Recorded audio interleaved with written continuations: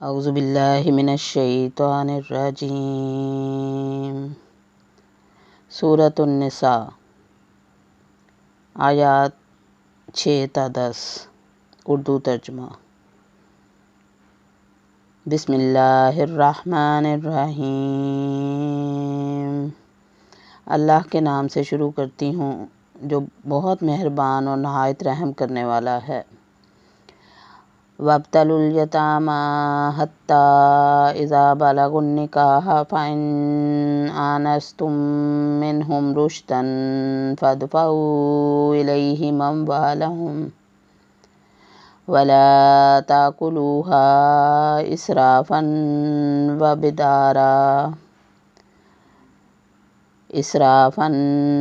وَبِدَارًا أَن يَكْبَرُوا وَمَنْ كَانَ غَنِيًّا فَلْيَسْتَعْفِفْ وَمَنْ كَانَ فَقِيرًا فَلْيَأْكُلْ بِالْمَعْرُوفِ فَإِذَا دَفَعْتُمْ إِلَيْهِمْ أَمْوَالَهُمْ فَأَشْهِدُوا عَلَيْهِمْ وَكَفَى بِاللَّهِ حَسِيبًا۔ اور یتیموں کو ان کے بالغ ہو جانے تک سدھارتے اور آزماتے رہو۔ پھر اگر ان میں تم ہوشیاری اور حسن تدبیر پاؤ تو انہیں ان کے مال سونپ دو، اور ان کے بڑے ہو جانے کے ڈر سے ان کے مالوں کو جلدی جلدی فضول خرچیوں میں تباہ نہ کر دو۔ مالداروں کو چاہیے کہ ان کے مال سے بچتے رہیں۔ ہاں، مسکین محتاج ہو تو دستور کے مطابق واجب طور سے کھا لے۔ پھر جب انہیں ان کے مال سونپو تو گواہ بنا لو، دراصل حساب لینے والا اللہ تعالیٰ ہی کافی ہے۔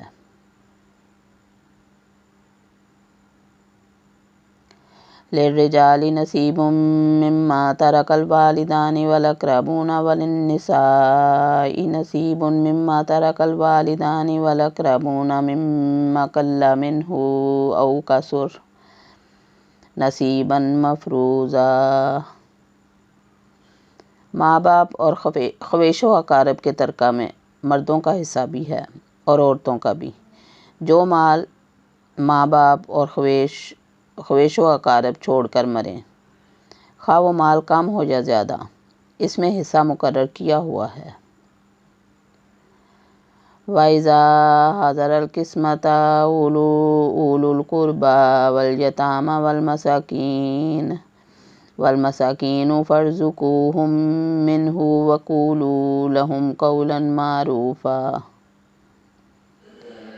اور جب تقسیم کے وقت قرابت دار یتیم اور مسکین آ جائیں تو تم اس میں سے تھوڑا بہت انہیں بھی دے دو اور ان سے نرمی سے بولو۔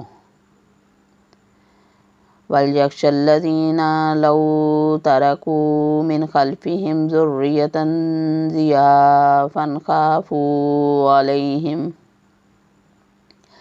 فَلْيَتَّقُوا اللَّهَ وَلْيَقُولُوا قَوْلًا سَدِیدًا۔ اور چاہیے کہ وہ اس بات سے ڈریں کہ اگر وہ خود اپنے پیچھے ناتواں بچے چھوڑ جاتے جن کے ضائع ہو جانے کا اندیشہ رہتا ہے تو ان کی چاہت کیا ہوتی، بس اللہ تعالیٰ سے ڈر کر جچی تلی بات کیا کریں۔ ان الذين ياكلون اموال اليتامى ظلما انما ياكلون في بطونهم نارا وسيصلون سعيرا۔ بے شک جو لوگ ناحق ظلم سے یتیموں کا مال کھاتے ہیں وہ اپنے پیٹ میں آگ ہی بھر رہے ہیں، اور عنقریب وہ دوزخ میں جائیں گے۔ صدق اللہ العظیم۔